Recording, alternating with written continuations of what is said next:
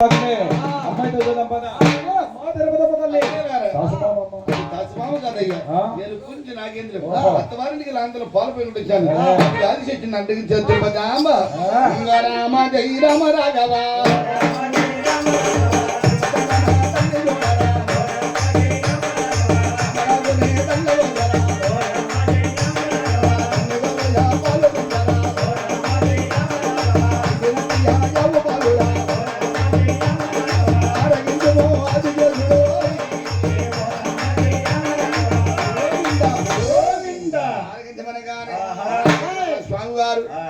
తిరుపతి పాలపొద్దున పడమే పాలం వచ్చి బస్తమని